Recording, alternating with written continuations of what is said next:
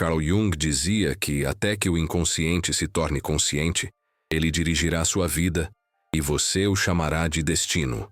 E talvez seja isso que esteja acontecendo agora. Sua vida sendo guiada por uma força que você ainda não nomeou. Jung não falava de destino no sentido trágico, mas de destino como automatismo, como o roteiro invisível que conduz nossas escolhas, amores, fracassos e culpas. Desde cedo, aprendemos a obedecer a um script escrito antes mesmo de sabermos falar. As palavras que nos definem, os comportamentos que repetimos, as opiniões que defendemos com convicção, tudo isso é tecido por uma herança psíquica que não escolhemos. Nascemos em um teatro onde os papéis já estão distribuídos. Você será forte, dizem.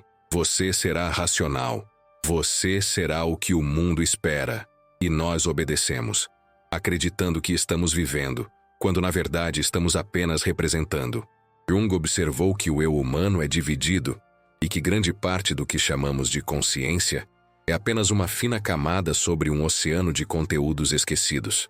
Debaixo do nosso eu visível, existe um mundo subterrâneo, pulsante, repleto de memórias, impulsos, desejos e símbolos que continuam a agir, mesmo quando acreditamos tê-los superado. É o inconsciente pessoal, e mais profundamente o inconsciente coletivo, o vasto campo, onde todos os mitos e arquétipos da humanidade continuam vivos, moldando nossas experiências. É dali que vêm as vozes que nos assombram, os sonhos que não compreendemos, os medos que não sabemos explicar. E é dali também que surge a possibilidade de cura, porque, para Jung, o inconsciente não era uma prisão, mas uma fonte.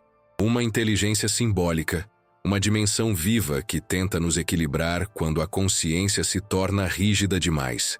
Você já sentiu que repete os mesmos erros, mesmo depois de jurar que seria diferente? Que atrai os mesmos tipos de pessoas, os mesmos conflitos, como se houvesse um padrão invisível te guiando em círculos. Jung diria que é o inconsciente tentando te mostrar algo que você insiste em ignorar. Cada repetição é uma mensagem cifrada. Cada fracasso é uma oportunidade de escuta.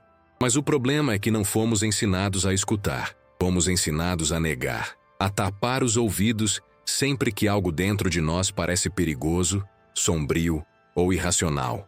O mundo moderno nos viciou em controle e clareza. Tudo precisa ser explicado, diagnosticado, resolvido. Mas a alma, essa entidade misteriosa que habita a fronteira entre o visível e o invisível, não se submete a esse tipo de ordem. A alma fala em símbolos, e símbolos não obedecem à lógica, obedecem ao sentido. Carl Jung foi um dos poucos a compreender que não há separação real entre mente e espírito. Para ele, cada pessoa é um campo energético atravessado por forças opostas, luz e sombra, consciente e inconsciente, instinto e razão, humano e divino. A doença da alma começa quando negamos uma dessas metades, quando acreditamos que ser bom é suficiente e expulsamos o resto para o porão da psique. Mas o que é reprimido não morre, apenas muda de forma, retorna como ansiedade, raiva, solidão, vazio. Retorna como a sensação incômoda de estar vivo e ainda assim, desconectado de si mesmo. Jung dizia que o inconsciente não se vinga, ele equilibra. Ele nos empurra, às vezes com brutalidade, de volta para o centro que abandonamos. Talvez você tenha sentido isso.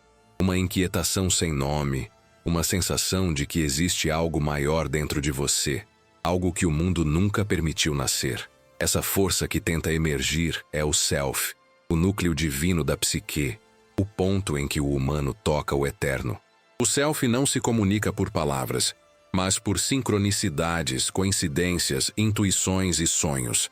Ele se manifesta quando tudo parece ruir, quando o emprego perde o sentido, quando o relacionamento desmorona, quando o plano falha.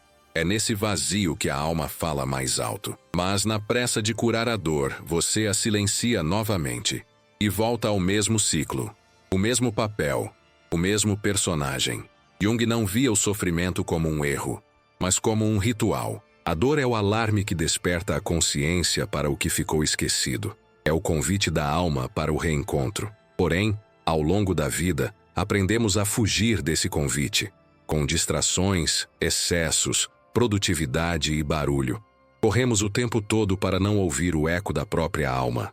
Mas chega um momento em que o disfarce se esgota. Você acorda e percebe que não sente mais nada. Tudo parece certo, mas algo essencial se perdeu. É aí que começa a jornada, o chamado do inconsciente. Imagine o inconsciente como um espelho de profundidade infinita. Quando você olha, não vê apenas o reflexo do rosto, mas todas as faces que usou ao longo da vida. As que agradaram, as que se esconderam, as que foram proibidas. Jung acreditava que esse espelho é o verdadeiro campo da individuação, o processo de se tornar quem você realmente é. Não um eu melhorado, mas um eu verdadeiro. O caminho é árduo, porque exige atravessar o desconhecido dentro de si. E o desconhecido assusta, mas ele também é a única via para a totalidade. Há quem pense que autoconhecimento é acumular informações sobre si. Não é. É perder tudo o que não é essencial, até restar o que é real. É descer ao subterrâneo da psique e encarar o que foi esquecido. É ter a coragem de olhar para dentro sem garantias, sem dogmas, sem máscaras. E é justamente aí que Jung se torna um guia. Não como profeta, mas como companheiro de travessia. Ele caminha com quem ousa mergulhar. Suas palavras são como tochas no escuro. Quem olha para fora sonha, quem olha para dentro desperta. A maior parte das pessoas nunca desperta, permanece presa na superfície, acreditando que a vida é apenas o que os olhos veem. Mas há um momento, inevitável, em que o inconsciente bate à porta. Pode vir em forma de crise, perda, desilusão. Pode vir como um cansaço que não passa, uma insatisfação inexplicável, um choro que surge sem motivo. E nesse instante, Jung sussurra: não fuja. É a sua alma chamando você para casa. A maioria foge, mas alguns ficam. E esses poucos, quando aceitam o chamado, iniciam o mais perigoso e belo dos caminhos: o retorno ao próprio centro. A travessia não promete glória, ela destrói ilusões. O que você encontrará primeiro não será luz, mas caos, porque antes de despertar, é preciso morrer para o personagem. Jung dizia que o símbolo da transformação é sempre a descida, o mergulho nas profundezas, o enfrentamento do dragão, a escuridão da caverna. É ali que o ouro está escondido, não na superfície das certezas, mas no coração das sombras. E quem se atreve a descer, retorna diferente. Mais inteiro, mais humano, mais real. Você pode sentir resistência agora. Pode pensar que isso é místico demais, complexo demais, distante da vida comum. Mas é justamente na vida comum que tudo acontece. No modo como você reage, ama, teme, decide, é ali que o inconsciente atua. Cada escolha que parece casual é uma peça no grande jogo da psique. Nada é aleatório. O acaso é apenas o disfarce de uma inteligência maior, tentando dialogar com você. E então surge a pergunta inevitável: o que dentro de mim ainda dorme? O que tentei calar e agora clama por voz? O que me tornei para ser aceito e o que perdi nesse processo? Jung acreditava que a verdadeira liberdade começa quando paramos de tentar nos ajustar ao mundo e começamos a nos ajustar à alma. Isso não significa isolamento ou egoísmo, mas autenticidade. A coragem de existir conforme o próprio ritmo interior, mesmo que isso custe o aplauso dos outros. É nesse ponto que a jornada deixa de ser psicológica e se torna espiritual. Porque tocar o self é tocar o divino. E talvez seja esse o momento em que você percebe que o chamado do inconsciente não é um convite qualquer. É uma convocação.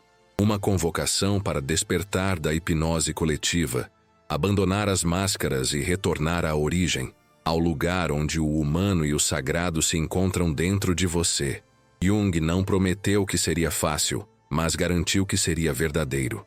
E a verdade, por mais incômoda que seja, liberta. Agora que o espelho foi colocado diante de você, a pergunta não é mais se existe algo escondido em seu interior. A pergunta é: você tem coragem de olhar? E ao fundo, como uma presença que nunca partiu, a voz de Jung ecoa entre o silêncio e o tempo. Não há despertar sem atravessar a noite. O inconsciente não é seu inimigo. Ele é o guardião do que você ainda não se tornou. Desde o primeiro instante de vida, algo invisível começa a nos moldar. Não percebemos, mas o olhar dos outros já nos define. O choro é classificado, calado é bonzinho, agitado é difícil. As primeiras reações ao nosso comportamento formam uma espécie de trilha que seguimos sem questionar. A criança aprende que certos gestos trazem afeto e outros provocam rejeição. Ela se ajusta como um rio que muda de curso para continuar fluindo. E assim nasce a persona, a máscara que construímos para sobreviver ao olhar alheio. Carl Jung dizia que a persona é necessária, mas perigosa. Ela nos permite existir em sociedade, mas se acreditarmos que somos apenas ela, perdemos o contato com a alma que a sustenta. Imagine uma menina curiosa que adora desenhar sozinha em seu quarto. Um dia, alguém lhe diz: "Você é tímida demais, precisa ser mais como sua irmã que fala com todo mundo." A menina aprende que ser introspectiva é errado. Ela começa a se forçar a falar mais, rir mais, agradar mais. Com o tempo, esquece o prazer do silêncio. Torna-se aquilo que o mundo aplaude. Agora imagine um menino sensível que chora com facilidade. O pai o chama de fraco, os colegas o ridicularizam. Ele se fecha, engole o choro. Aprende a sorrir quando quer gritar. Um dia, esse mesmo menino será elogiado por sua frieza, por saber separar emoção e razão. Ele acreditará que amadureceu, mas na verdade apenas enterrou a parte mais viva de si mesmo. Jung via nisso o início de uma divisão interna. A alma começa a se fragmentar, cada vez que negamos algo essencial para sermos aceitos. Vivemos cercados por essas histórias disfarçadas de normalidade. A mulher que carrega o peso de ser forte o tempo todo e, quando desaba, se culpa por fraqueza. O homem que se define pelo trabalho e, quando perde o emprego, não sabe mais quem é. A pessoa extrovertida que anima todos à sua volta, mas volta para casa exausta, sentindo um vazio que não entende. Cada um deles veste uma persona tão ajustada que o eu real se torna quase inacessível. Jung dizia que quanto mais perfeita parece a máscara, mais profundo é o abismo que ela esconde. Mas há momentos em que essa estrutura começa a rachar. Pode ser durante uma crise, uma perda, uma mudança abrupta. De repente, o personagem não funciona mais. A pessoa percebe que está reagindo de forma automática, como se seguisse um roteiro antigo que não faz sentido. É o inconsciente empurrando as portas que tentamos manter fechadas. Nessas horas, muitos sentem medo. Buscam remédios, distrações, diagnósticos rápidos. Poucos entendem que ali há um sinal de vida tentando atravessar a superfície. Jung chamava isso de chamado à individuação. O início de uma jornada que exige coragem para abandonar os papéis aprendidos e permitir que o ser autêntico se revele. Há quem passe a vida inteira fugindo desse chamado. É mais seguro continuar representando. O mundo recompensa o personagem obediente, mas dentro dele cresce o eco do vazio. O corpo começa a reagir. Insônia, ansiedade, cansaço sem causa aparente. O tempo parece correr e nada satisfaz. Tudo o que antes fazia sentido se torna ruído. É nesse ponto que algo em nós grita por verdade. E é nesse ponto que Jung se torna a presença. Ele aparece não como figura distante de livros, mas como voz interna que diz: você está tentando sustentar uma imagem que não é sua. E é por isso que está morrendo por dentro. A persona é uma adaptação necessária. Ela é o traje que usamos para caminhar no mundo. Mas, quando acreditamos que o traje é a pele, nos tornamos prisioneiros. Jung via em cada crise de identidade um portal. Um ponto em que a consciência se vê obrigada a reconhecer o engano. É um momento confuso, quase caótico, porque o velho eu começa a se desfazer enquanto o novo ainda não nasceu. Muitas pessoas confundem isso com fracasso, quando na verdade é o início de um renascimento psicológico. É o eu verdadeiro tentando respirar sob as ruínas do personagem. Pense em quantas vezes você reprimiu um impulso genuíno para manter uma imagem. O riso que conteve para parecer sério. A lágrima que engoliu para não demonstrar fraqueza. O silêncio que suportou para não perder a aprovação. Cada um desses gestos é uma pequena traição ao próprio ser. E essas pequenas traições somadas ao longo dos anos, formam uma prisão invisível. Jung dizia que a persona se alimenta daquilo que a consciência teme enfrentar. Quanto mais reprimimos o que somos, mais ela se fortalece. Mas o inconsciente, paciente e implacável, encontra formas de devolver o que foi exilado. Às vezes em sonhos, às vezes em acidentes, às vezes em encontros que nos desestabilizam sem explicação. Uma mulher que sempre foi racional conhece alguém que desperta nela uma sensibilidade que ela julgava extinta. Um homem que se orgulhava de ser calmo se vê tomado por uma raiva inexplicável. Uma pessoa que sempre controlou tudo começa a perder o controle de si. Essas irrupções são o inconsciente abrindo rachaduras na máscara. São mensagens simbólicas dizendo: há algo em você que precisa ser visto. Jung dizia que negar o inconsciente é como tentar apagar o reflexo de um espelho quebrando o espelho. O reflexo desaparece, mas você também deixa de se ver. E há um instante, sempre há, em que a máscara começa a pesar. O rosto dói de tanto fingir serenidade. A voz se cala por medo de dizer o que realmente pensa. O corpo pede pausa, mas o ego exige movimento. Nesse ponto, o personagem e o ser entram em conflito. E o conflito é o início da consciência. Porque a dor de se ver dividido é a única força capaz de reunir o que foi separado. Jung acreditava que o autoconhecimento começa quando paramos de nos defender de nós mesmos. Quando paramos de justificar, comparar, culpar e simplesmente observamos. Observar sem julgamento é o primeiro ato de liberdade. Em meio à rotina, o trabalho, o trânsito, as obrigações, é fácil esquecer disso. Vivemos tão ocupados em manter a imagem que esquecemos o propósito. Fingimos estar no controle, mas somos guiados por forças que ignoramos. E ainda assim, a alma continua enviando sinais. Um sonho recorrente, uma sensação de déjà vu, uma coincidência impossível de ignorar. Jung chamava essas ocorrências de sincronicidades, momentos em que o mundo interno e o mundo externo se alinham, revelando que nada é realmente separado. É como se o universo dissesse: há algo que você precisa lembrar. E quando prestamos atenção, percebemos que os eventos mais banais carregam mensagens. A conversa ao acaso, a música que toca na hora certa, a pausa que muda tudo. A vida fala conosco o tempo todo, mas poucos sabem ouvir. A persona resiste, claro. Ela foi construída ao longo de décadas. Ela tem medo de morrer, porque acredita que sem ela não há identidade. E é por isso que, ao se aproximar do verdadeiro eu, muitos sentem pânico. A mente racional tenta recuperar o controle, mas algo mais profundo já começou. A transformação psíquica não pede permissão. Quando a alma decide crescer, o ego se vê forçado a ceder. É como uma pele antiga que começa a rachar para dar espaço ao que renasce. E esse processo, embora doloroso, é libertador, porque nada é mais exaustivo do que sustentar uma mentira bem-sucedida. Jung dizia que a maior tragédia humana é viver uma vida adaptada aos outros.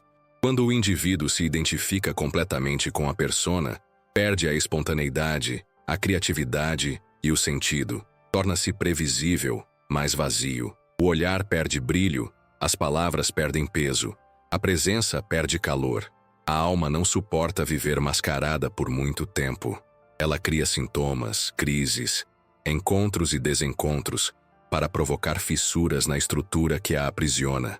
E cada fissura é uma chance de se lembrar do que foi esquecido, uma chance de retornar. A vida não pede perfeição, pede inteireza. Jung nos lembra de que a tarefa não é eliminar a persona, mas colocá-la a serviço do ser. Usar a máscara quando necessário, mas saber retirá-la quando o espírito exige ar. Ser capaz de estar no mundo sem se perder nele. Essa é a arte do equilíbrio psíquico. E talvez, neste exato momento, você perceba que o personagem que criou para sobreviver não precisa mais comandar sua existência. Ele cumpriu o papel dele. Agora é tempo de escutar o que vem de dentro. A voz que sempre esteve aí, esperando que o ruído cessasse para poder falar. E se você a ouvir, se permitir que ela conduza seus passos, descobrirá que por trás da máscara há um rosto que nunca envelhece. o rosto do ser que você sempre foi antes de o mundo te ensinar quem deveria ser. É esse rosto que Jung tenta te mostrar. E é ele que te chama agora, do outro lado da imagem, dizendo baixinho: venha, a máscara já cumpriu sua função. É hora de lembrar quem você é. Desde o início dos tempos, o ser humano vive dividido entre dois mundos: o que acontece fora e o que acontece dentro. Entre o olhar que observa e o olhar que sente, há uma ponte invisível, e é nela que Jung nos convida a caminhar. Ele percebeu que o modo como lidamos com o mundo não é aleatório. Há um ritmo interno, um movimento essencial que define a direção da nossa energia. Alguns se voltam para o exterior, buscando sentido nas pessoas, nas ações, nas experiências. Outros se recolhem para o interior, mergulhando em reflexões, imagens, lembranças e silêncios. Jung chamou isso de extroversão e introversão, mas não no sentido banal que usamos hoje. Não se trata de falar muito ou pouco, mas de onde a alma se alimenta. O extrovertido bebe da vida, o introvertido bebe de si mesmo. Ambos buscam o mesmo: equilíbrio. A confusão começa quando o mundo exige que sejamos um ou outro, quando transforma a natureza psíquica em padrão de comportamento. Crescemos acreditando que o sociável é mais feliz, que o comunicativo é mais forte, que o silencioso é estranho. A cultura moderna, obcecada pela exposição, elevou a extroversão à categoria de virtude. Vivemos cercados por vozes, telas, notificações. Tudo grita, e o silêncio tornou-se suspeito. No entanto, Jung alertava: o barulho é apenas o disfarce do vazio. Ele via na introversão não um defeito, mas uma via de retorno ao centro, um mergulho necessário para que a alma se reorganize. A introspecção não é isolamento, é alquimia. É o momento em que o espírito recolhe as forças dispersas e as transforma em consciência. Mas o contrário também é verdade. Quando o introvertido se fecha demais, o mundo começa a se distorcer dentro de sua mente. O pensamento se repete, a emoção se amplifica, e o tempo se dobra como se tudo existisse apenas no próprio reflexo. A vida interna se torna um labirinto sem saída, e o corpo começa a definhar por falta de experiência concreta.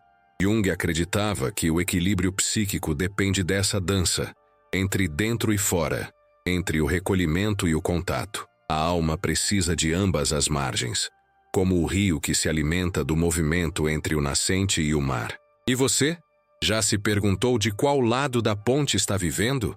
É possível que tenha passado anos acreditando que era uma coisa quando, na verdade, sempre foi a outra. Quantas vezes forçou um sorriso em uma conversa que só lhe drenava energia?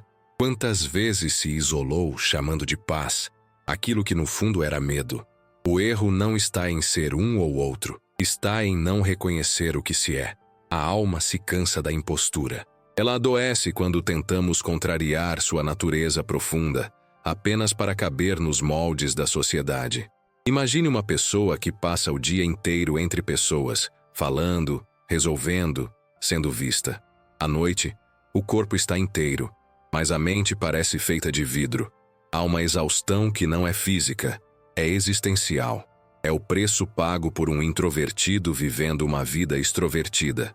Agora imagine o contrário. Alguém que evita o mundo, que se protege de qualquer exposição, que teme o contato real. Essa pessoa acredita estar segura, mas está apenas parada. A alma que não troca, não respira. Jung via o desequilíbrio dessas atitudes como a causa invisível de muitas angústias modernas. Um colapso entre o ser e o dever ser. Há um detalhe sutil que poucos percebem. Tanto o introvertido quanto o extrovertido carregam dentro de si o germe do oposto. O extrovertido que nunca se volta para dentro perde profundidade. O introvertido que nunca se abre para fora perde o mundo. Cada um vive a própria carência como uma sombra que o acompanha. E é nesse ponto que Jung faz uma revelação desconcertante. O oposto reprimido sempre encontrará uma forma de se manifestar. O extrovertido pode ser tomado por crises de solidão que não entende. O introvertido pode explodir em impulsos que o assustam. São os polos buscando integração. Quantas vezes você já se sentiu estranho, deslocado, como se houvesse duas forças em guerra dentro de si? Essa divisão é natural. mas se torna perigosa quando ignorada. Jung dizia que a consciência é como uma corda esticada entre os extremos. É preciso tensão para que a música surja. Sem tensão, não há som. Sem equilíbrio, não há melodia. O problema é que preferimos o conforto ao equilíbrio. Queremos a estabilidade de um dos lados, sem perceber que é o movimento entre eles que nos mantém vivos. O mundo em que vivemos não ajuda. Ele recompensa o visível, o produtivo, o quantificável. E nesse processo, desacredita tudo o que é interno. A espiritualidade virou produto, a reflexão virou distração. A alma foi reduzida a um ruído de fundo, algo que só lembramos quando a vida quebra o ritmo. É por isso que tantas pessoas entram em colapso quando perdem o emprego, o relacionamento, o status. Elas não têm mais para onde olhar. O olhar interior atrofiou. E quando o mundo externo desaba, não há mais estrutura dentro para sustentá-las. Você já se perguntou o que aconteceria se o silêncio durasse tempo demais? Se, por um dia, todas as vozes externas desaparecessem? Muitos acham que encontrariam paz, mas a maioria encontraria medo. O medo do próprio eco. O medo de ouvir o que sempre foi abafado. Jung dizia que o silêncio não é ausência de som, mas presença de sentido. O silêncio é o templo onde o inconsciente fala. Só que a linguagem que ele usa não é feita de palavras, e sim de símbolos. E o símbolo, para ser compreendido, precisa ser vivido, não apenas entendido. Há algo profundamente misterioso nessa dinâmica entre o dentro e o fora. Quando estamos em harmonia, o mundo parece responder a nós.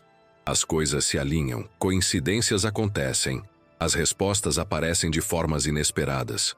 Jung chamou isso de sincronicidade, a prova viva de que não existe separação entre o que pensamos e o que acontece.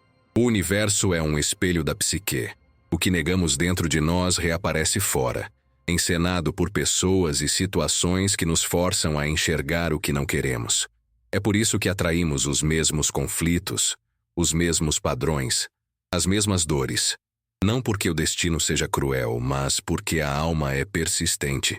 Já percebeu que as pessoas que mais te irritam são as que tocam nas partes de você que ainda não foram curadas? Jung dizia que o outro é o espelho mais fiel daquilo que não aceitamos em nós. Cada encontro é uma aula. Cada relação é um campo de espelhos. O extrovertido encontra no introvertido a profundidade que teme. O introvertido vê no extrovertido a liberdade que reprimiu. E ambos se assustam, porque o reflexo é forte demais. O trabalho da consciência é suportar esse reflexo sem fugir, olhar e reconhecer. Essa travessia não é teórica. Ela acontece no cotidiano. Está nas pequenas decisões. Dizer não quando todos esperam sim. Ficar em silêncio quando a reação seria gritar. Se expor quando o medo é paralisante. São nesses gestos que a alma se equilibra. Jung via cada ato de autenticidade como um ajuste cósmico. A psique, segundo ele, é um sistema autorregulador. Ela sempre busca o centro. Mas, para que isso aconteça, precisamos permitir o movimento. Precisamos deixar que a vida circule, mesmo quando o fluxo parece contraditório. E se o desconforto que você sente hoje não for um erro, mas um chamado? E se essa sensação de desalinhamento for a forma como a alma tenta te reposicionar? Talvez a exaustão não seja cansaço, mas resistência. Talvez o tédio não seja vazio, mas o intervalo entre o velho e o novo. Jung ensinava que toda mudança real começa com uma ruptura interna. Primeiro vem o caos, depois o significado. O equilíbrio entre introversão e extroversão é uma arte silenciosa, e ninguém a domina completamente. A vida inteira é um movimento pendular entre mergulhar e emergir, entre recolher e oferecer. Mas há algo transformador em compreender esse ritmo. Quando você entende que a alma respira alternando o dentro e o fora, descobre que não precisa mais lutar contra a própria natureza. Basta acompanhá-la. E no fim, Jung nos lembra: o caminho não é escolher um dos lados, mas atravessar a ponte e perceber que as margens são ilusórias. O mundo interno e o mundo externo são dois espelhos refletindo a mesma luz. Quando essa percepção desperta, o conflito cessa. E nesse instante, talvez o mais breve e o mais eterno, o ser humano experimenta aquilo que Jung chamou de totalidade. O ponto em que o eu e o mundo deixam de ser dois e voltam a ser um só. Imagine entrar em uma casa onde há 4 portas. Você viveu a vida inteira em apenas uma delas, acreditando que o resto da casa era apenas sombra ou rumor. Um dia, por acaso, uma dessas portas se abre e o ar que entra é tão diferente que você sente que algo profundo se move dentro de você. Essa é a sensação de descobrir as 4 funções da alma, de que falava Carl Jung: pensamento, sentimento, sensação e intuição. 4 modos de perceber o mundo, 4 lentes pelas quais o espírito humano tenta decifrar a existência. Cada pessoa nasce com uma dessas funções em destaque, como um idioma natural que fala sem esforço. Mas as outras permanecem adormecidas, aguardando o momento em que a consciência tenha coragem de escutá-las. Jung chegou a essa ideia não por especulação, mas pela observação dos seres humanos em suas formas mais puras e mais quebradas. Ele percebeu que a psique não é uniforme, mas composta de forças complementares, cada uma com sua forma de buscar sentido. O pensamento procura coerência, lógica, causa e efeito. O sentimento busca valor, conexão e harmonia. A sensação ancora o ser no concreto, no que pode ser tocado e comprovado. Já a intuição vê o invisível, o que está por vir, o que ainda não é, mas já pulsa em silêncio. Cada uma dessas funções é essencial. Nenhuma é superior à outra. O problema é que o mundo moderno exalta umas e despreza outras. Vivemos uma era que idolatra o raciocínio, a eficiência e a objetividade. O pensamento domina, e tudo que escapa à sua estrutura é tratado como fraqueza ou loucura. E assim, metade da alma é esquecida. Jung acreditava que a função dominante se forma cedo, como um reflexo das necessidades de sobrevivência. Uma criança emocionalmente sensível, ao perceber que o ambiente valoriza lógica e frieza, pode aprender a pensar em vez de sentir. Outra, que nasceu intuitiva, pode ser empurrada para o concreto e perder o contato com o simbólico. Esse desvio gera uma desconexão profunda, que se manifesta anos depois como vazio, ansiedade, indecisão ou sensação de irrealidade. O que foi reprimido não desaparece, apenas muda de linguagem, torna-se sintoma, sonho, coincidência. Jung chegou a registrar casos de pacientes que relatavam sonhos recorrentes com casas, escadas ou labirintos, símbolos do psiquismo tentando mostrar que havia algo esquecido nos andares inferiores. Ele dizia que esses sonhos não são metáforas poéticas, mas mensagens reais da psique, buscando restauração. Em uma das anotações de seus diários, Jung contou sobre um paciente que trabalhava como engenheiro e vivia obcecado com cálculos, medições e resultados. Tudo na vida dele era exato, mas, nos sonhos, ele era perseguido por uma criança que insistia em pintar o chão com tintas coloridas. Ele a afastava irritado, até que um dia, no sonho, escorregou e caiu sobre as cores.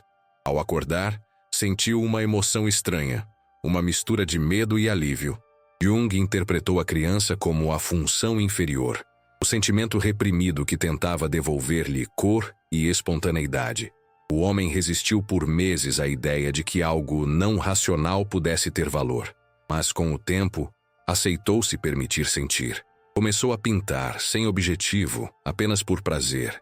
O simples ato de pintar fez desaparecer uma angústia que o acompanhava há anos. A psique havia se equilibrado. Esses acontecimentos surpreendiam até os céticos. Jung foi questionado inúmeras vezes por cientistas que consideravam essas experiências apenas coincidências, mas ele respondeu que coincidência é o nome que damos ao que ainda não entendemos. As forças simbólicas do inconsciente são reais e se manifestam de modo calculado, mesmo que pareçam aleatórias. É o inconsciente tentando nos empurrar para uma das outras portas da casa, aquelas que ignoramos. Ele dizia que as pessoas passam a vida inteira acreditando que são apenas uma função. Sou racional, sou prático, sou sonhador. Mas isso é apenas uma das vozes da alma. As outras não morreram, apenas sussurram do fundo. A vida cotidiana está cheia de sinais dessa multiplicidade. Pense em alguém que vive com base na razão, que planeja tudo, que mede cada passo. De repente, sente uma vontade inexplicável de viajar sem destino, de fazer algo inútil, de seguir um instinto sem sentido. A mente racional tenta censurar, mas algo dentro insiste. É o inconsciente tentando restaurar o equilíbrio. Ou imagine uma pessoa profundamente emocional que vive se entregando aos outros até se perder. Um dia, ela acorda e decide cortar tudo, sem motivo aparente. As pessoas chamam de mudança de fase, mas para Jung é o self, o núcleo interno da psique, buscando compensação. A alma regula o excesso. Se há muito pensamento, ela chama o sentimento. Se há muita sensação, ela convoca a intuição. Nada é estático. Jung escreveu que a função inferior é como uma ferida sagrada. Ela causa desconforto, mas contém a chave para o crescimento. Aquilo que mais evitamos é justamente o que pode nos completar. Um pensador rígido precisa mergulhar no caos das emoções para descobrir a empatia. Um sensitivo, preso à rotina, precisa abrir espaço para o invisível, para o imprevisível, para o risco. Um intuitivo, sempre perdido em abstrações, precisa tocar o chão, sentir o peso das coisas reais. A cura está sempre no oposto. Essa ideia, embora pareça paradoxal, é a base do equilíbrio psíquico. Quando a alma abraça o que rejeitou, nasce o que Jung chamava de integração. Mas o processo raramente é tranquilo. Muitas vezes, a função inferior se manifesta de forma descontrolada, como uma invasão. Uma pessoa metódica pode ter explosões emocionais sem explicação. Uma pessoa sensível pode se tornar repentinamente fria e impiedosa. Jung dizia que, quando a função inferior é reprimida por muito tempo, ela se torna selvagem. É como um animal que passou a vida acorrentado e, quando solto, não sabe para onde correr. O papel da consciência é acolher essa energia, não lutar contra ela. O inconsciente não quer destruição, quer integração. Ele envia o caos apenas para nos forçar a olhar o que esquecemos. Há relatos curiosos de pessoas que experimentaram mudanças súbitas após anos de estabilidade. Um professor de física que, aos 60 anos, começou a escrever poesia mística. Uma advogada prática e cética que passou a ter sonhos vívidos e decidiu estudar psicologia. Um empresário que abandonou tudo para cuidar de animais abandonados depois de um episódio quase fatal. Em todos os casos, há um padrão. A função reprimida finalmente encontrou passagem. Jung via esses acontecimentos não como loucura, mas como compensação simbólica. O inconsciente, cansado de ser ignorado, assume o comando da vida até que o ego aceite o diálogo. Você já se perguntou qual é a sua função esquecida? Aquela parte que você mantém no porão porque teme o julgamento, o fracasso ou a perda de controle? Talvez você se considere lógico, mas fuja de sentir. Talvez se veja como intuitivo, mas tema a realidade. Cada um de nós vive essa batalha silenciosa. O mundo interior é um sistema de forças que se equilibram como os planetas no espaço. Quando um se distancia demais, o universo interno responde com terremotos. Jung dizia que a meta da existência não é eliminar as tensões, mas aprender a dançar entre elas. O pensamento precisa do sentimento para não se tornar tirano. O sentimento precisa do pensamento para não se perder na emoção. A sensação precisa da intuição para não se tornar cega, e a intuição precisa da sensação para não se perder em fantasias. A totalidade é uma orquestra, e a consciência é o maestro. Mas o maestro não cria a música, apenas ouve o que já está sendo tocado e tenta harmonizar. Essa imagem revela a humildade profunda do pensamento de Jung. Ele nunca quis dominar o inconsciente, mas dialogar com ele. Há algo de misterioso nesse diálogo. Jung relatou um episódio improvável em que, durante uma sessão, um paciente descrevia um sonho sobre um escaravelho dourado. No exato momento, ouviu-se um som vindo da janela. Era um besouro semelhante ao do sonho, uma espécie raríssima na Suíça. Jung pegou o inseto, mostrou ao paciente e disse: "Aqui está o seu escaravelho." A coincidência o deixou em choque. Aquilo que era apenas imaginação se materializara. Para Jung, esse foi um exemplo da sincronicidade. quando o mundo interno e o externo convergem em um mesmo símbolo. Ele acreditava que esses fenômenos não eram acaso, mas o inconsciente tentando confirmar no plano físico o que já acontecia no plano psíquico. Essas manifestações revelam que há algo além da mente comum em operação. A psique é criativa, inteligente e, em certo sentido, consciente de si. Quando aceitamos isso, o mundo inteiro muda de textura. De repente, o acaso ganha propósito. Os encontros parecem mensagens. A dor se transforma em instrução. Tudo se conecta. Jung dizia que o ser humano não é um acidente biológico, mas uma expressão simbólica de uma consciência maior tentando se conhecer através de nós. E é por isso que integrar as 4 funções não é apenas uma questão psicológica, é espiritual. É o processo pelo qual a alma se reconhece como parte do todo. Quando você começa a observar a si mesmo, percebe que cada escolha carrega o traço de uma dessas forças.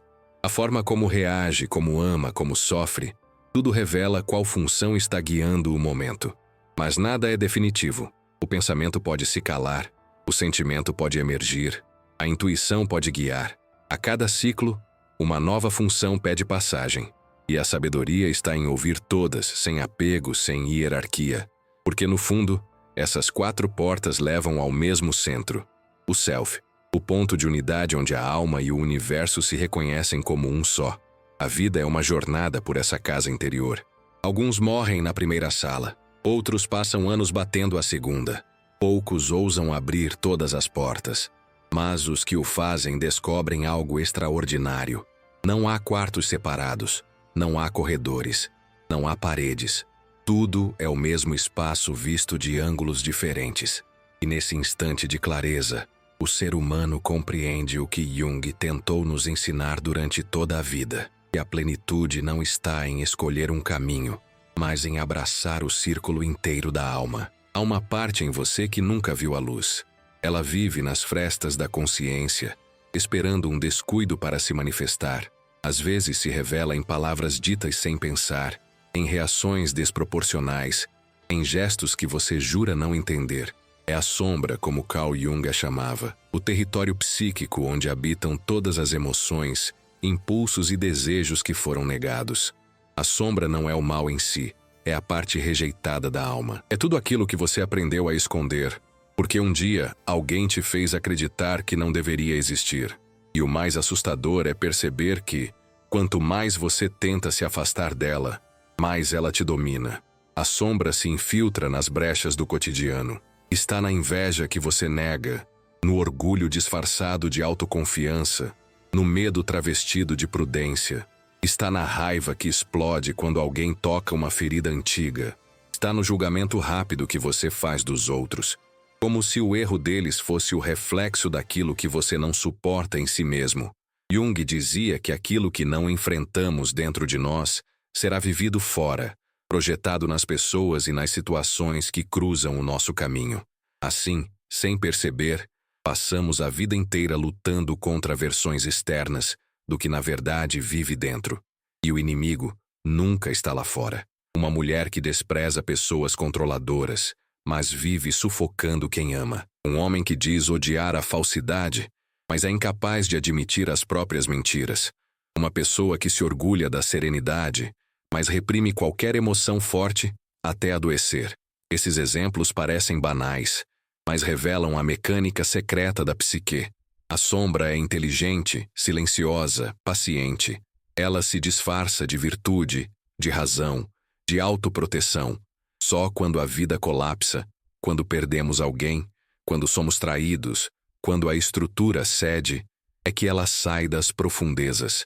E quando vem, não pede licença. Ela vem para corrigir. Há momentos em que a sombra não fala, ela grita. É quando o que você sempre julgou distante se torna sua própria realidade.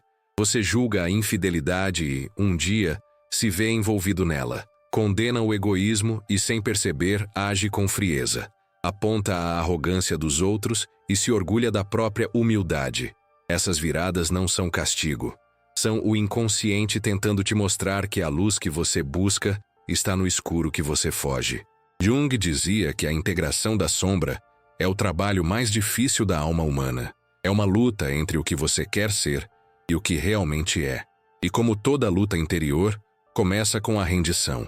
Em um de seus relatos mais impressionantes, Jung contou sobre uma mulher que vivia atormentada por sonhos em que matava a própria mãe. Ela acordava em pânico, achando-se uma pessoa horrível. Mas Jung percebeu que o sonho não falava de crime, e sim de libertação.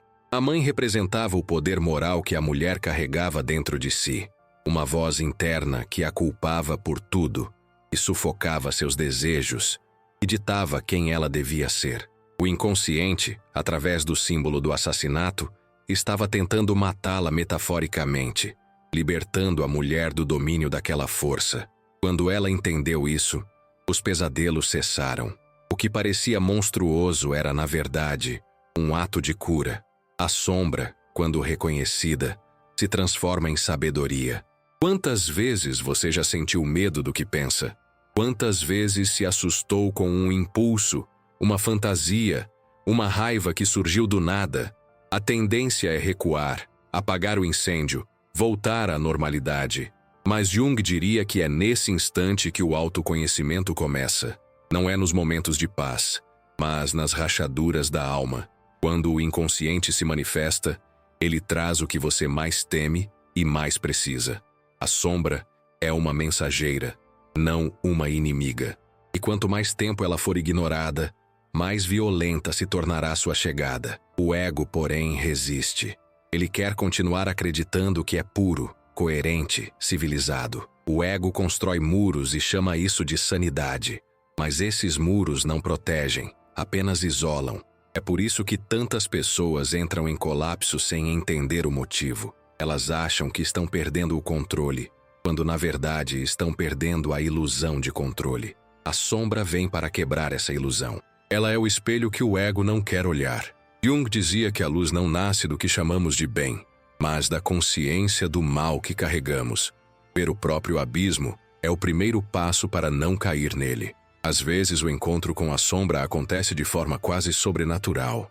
Jung relatou o caso de um homem que, após anos de vida exemplar, começou a ser atormentado por visões noturnas.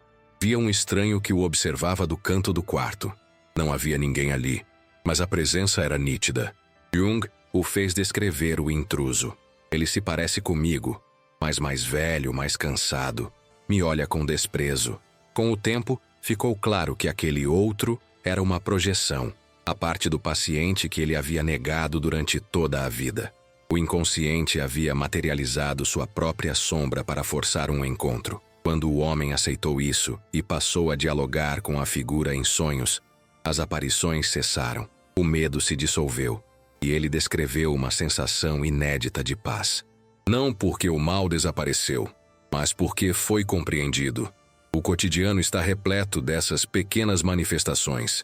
A irritação sem motivo, o erro repetido, o ciúme, o desprezo, o medo de fracassar. Todos são sinais de que a sombra está pedindo reconhecimento.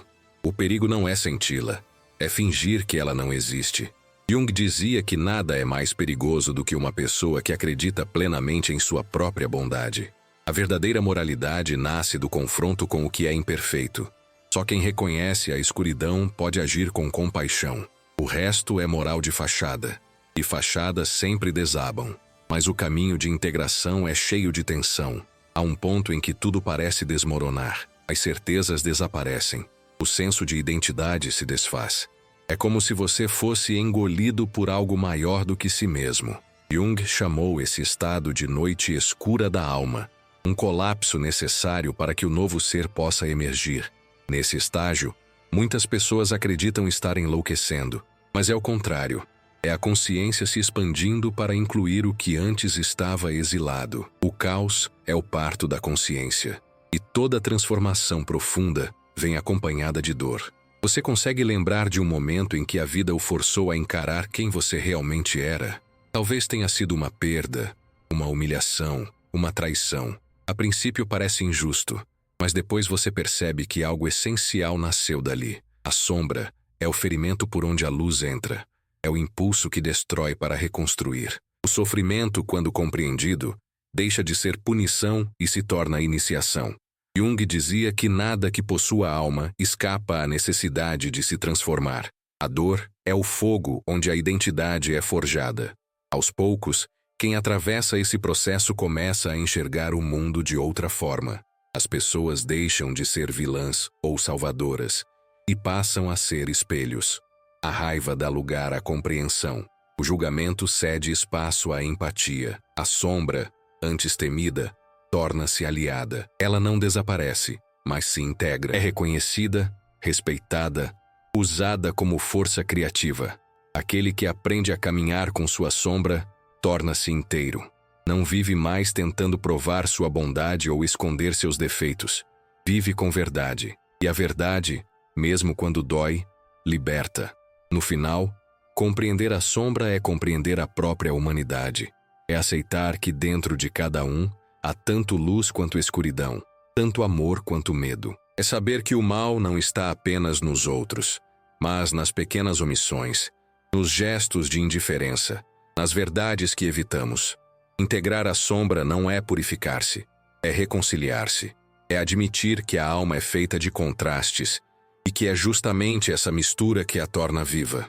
Jung dizia que o privilégio de uma vida é tornar-se quem se é, e ninguém se torna completo sem abraçar o que esconde. Talvez a grande reviravolta dessa jornada seja perceber que aquilo que você julgava ser o seu maior inimigo sempre foi o seu guia. A sombra, que um dia a assustou, agora conduz. Ela aponta o caminho de volta para casa, para o centro da alma, onde o eu e o inconsciente finalmente se encontram. É o ponto em que o medo se dissolve e a escuridão deixa de ser ameaça. Porque a verdade final, como Jung escreveu certa vez, é que dentro de cada um de nós há uma chama que arde mesmo no breu mais absoluto. E quem tem coragem de atravessar a própria noite descobre que o escuro não é a ausência de luz, mas o ventre onde a luz nasce. Há um instante em que o silêncio se torna tão intenso que parece conter todas as respostas. É o momento em que a alma, cansada de fugir, finalmente se senta diante de si mesma. Nenhum ruído externo é suficiente para distrair. Nenhuma distração é capaz de preencher o que está vazio. E é nesse exato ponto, quando as máscaras já caíram, quando a sombra foi reconhecida e o ego se rendeu, que começa a verdadeira travessia. Jung dizia que a jornada do autoconhecimento não termina na compreensão, mas na vivência. Entender não é o mesmo que transformar. A mente pode saber, mas é o coração que precisa aceitar. E esse processo exige entrega. A individuação, como ele chamava, é o caminho pelo qual o ser humano deixa de ser apenas um fragmento e se torna inteiro. É o retorno à unidade depois de uma vida de separações. Olhe ao seu redor por um instante. Tudo parece igual. As mesmas ruas, os mesmos rostos, o mesmo mundo. Mas, por dentro, algo mudou. Talvez imperceptivelmente, talvez de forma profunda. É como se a consciência tivesse se expandido e agora você enxergasse os contornos invisíveis da realidade. O que antes era apenas rotina agora é símbolo. O que antes era obstáculo agora é espelho. O outro não é mais o inimigo, mas o mensageiro do que você ainda precisa curar. Essa é a revolução silenciosa de que Jung falava. A transformação que começa dentro e altera tudo ao redor, sem que ninguém saiba explicar por quê. Não há fogos de artifício nem promessas de felicidade eterna. Há apenas um sentimento discreto de presença, de estar aqui, inteiro, respirando o que é. Mas a consciência é exigente. Ela não se mantém viva apenas com palavras. É preciso prática. A psicologia profunda não é uma teoria para ser admirada.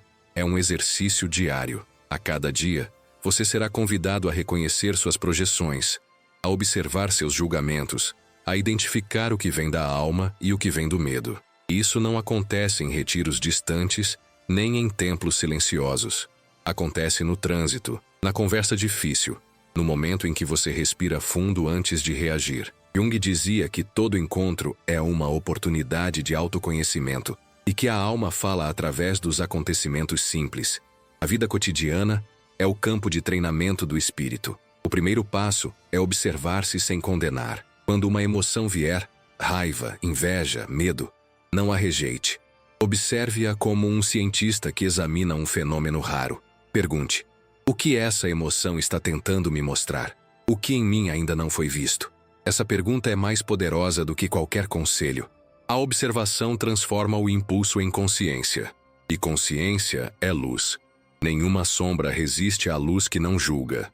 Quando você consegue olhar para si sem se agredir, começa a curar não apenas a si mesmo, mas tudo o que toca, porque o mundo que você percebe é um reflexo da sua própria clareza. O segundo passo é o equilíbrio. Durante o caminho você conhecerá seus extremos, o racional que se sobrepõe ao sensível, o sensível que se perde no caos, o introvertido que se isola, o extrovertido que se dispersa. A tarefa é harmonizar, não escolher.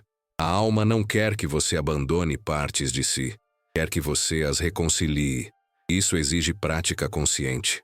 Tire alguns minutos por dia para o silêncio, não para fugir do mundo, mas para ouvi-lo de dentro. Não há técnica obrigatória. Pode ser uma caminhada sem fones, uma respiração atenta, um simples momento de pausa entre o fazer e o ser. O silêncio é o idioma que o inconsciente usa para falar, e quanto mais você o pratica, mais nítida se torna a sua voz interior. O terceiro passo é agir em coerência com essa voz. Não basta entender a si mesmo se você continua vivendo como antes. Transformação não é sobre acumular conhecimento, mas sobre permitir que o novo comportamento se manifeste. Quando sentir medo, não o negue, caminhe com ele. Quando sentir impulso de julgar, escolha compreender. Quando estiver prestes a repetir o mesmo erro, respire e pergunte: isso vem do meu centro ou da minha ferida? Essa pergunta é simples, mas muda destinos. A consciência só amadurece quando é colocada à prova no mundo real.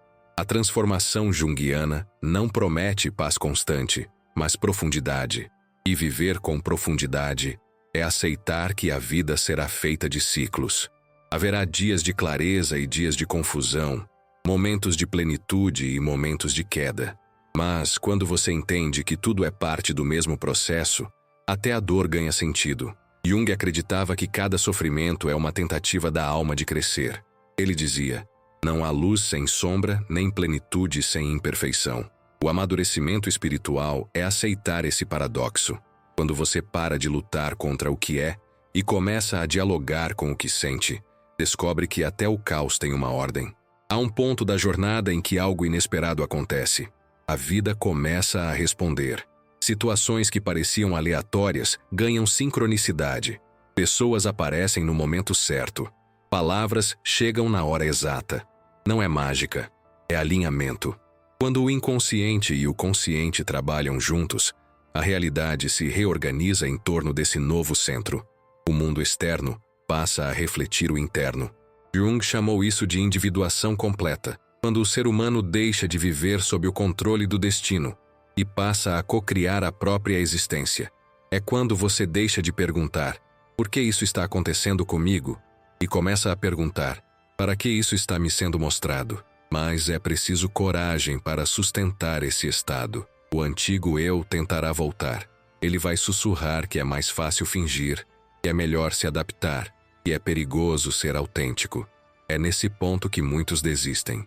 Retornam à superfície, retomam o personagem, e a alma volta a adormecer. Por isso, Jung dizia que o maior ato de coragem é permanecer desperto. Ser verdadeiro num mundo que recompensa a aparência é um desafio diário, mas é também a única forma de liberdade real. A liberdade de ser quem você é, mesmo que ninguém entenda. A liberdade de sentir sem vergonha, de pensar sem medo, de viver sem precisar se esconder.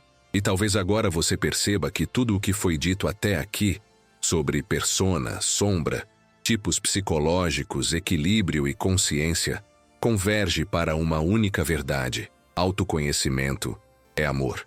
Não o amor romântico, mas o amor que reconhece e acolhe tudo o que existe. O amor que olha para dentro e diz: eu vejo você, eu aceito você, eu sou você. Quando esse amor nasce, o medo se dissolve. E o mundo, que antes parecia hostil, começa a se mostrar como um espelho compassivo. É o momento em que você entende que a cura não é um ponto de chegada, mas uma forma de caminhar. Jung dizia que o privilégio de uma vida é tornar-se quem se é. Isso não é destino, é escolha. Escolher olhar para dentro mesmo quando dói. Escolher não se esconder atrás de desculpas. Escolher seguir o próprio caminho, mesmo que ninguém acompanhe. Essa é a coragem que desperta a alma. Não existe método perfeito nem iluminação instantânea. Existe presença. E presença é o que transforma cada ato comum em um ato sagrado. A forma como você fala, trabalha, ama, respira. Tudo pode ser espiritual quando é feito com consciência. Agora, se algo dentro de você se moveu durante esta jornada, se alguma parte esquecida despertou, não a deixe adormecer novamente. Comece com um gesto pequeno, mas real. Olhe para o espelho hoje e diga a si mesmo, com sinceridade: estou pronto para me ver. Escreva o que sente. Observe seus sonhos. Note os padrões. Ouça as coincidências. O inconsciente responde quando é ouvido. E pouco a pouco, você perceberá que a vida não é uma sequência de acasos, mas uma conversa contínua entre o visível e o invisível. Este vídeo foi um convite. Um convite à travessia, ao mergulho, ao retorno. Se chegou até aqui, é porque algo em você já iniciou o caminho de volta ao centro. E mesmo que tudo pareça confuso agora, lembre-se, o processo já começou. Continue. Permaneça. Deixe que o silêncio te ensine o que as palavras não podem. E quando sentir que está pronto, compartilhe o que descobriu. Outras pessoas também estão tentando acordar. Se este conteúdo tocou algo dentro de você, se alguma parte se reconheceu neste espelho, então ajude essa mensagem a continuar existindo. Curta o vídeo, comente, mesmo que anonimamente, o que sentiu durante essa jornada. Sua palavra pode ser o reflexo que alguém precisa enxergar hoje. E se quiser continuar explorando esse território profundo da alma humana, inscreva-se no canal. Aqui, cada vídeo é uma porta aberta para dentro de você, porque no fim, como dizia Jung, tudo o que procuramos está lá, naquilo que temos coragem de olhar.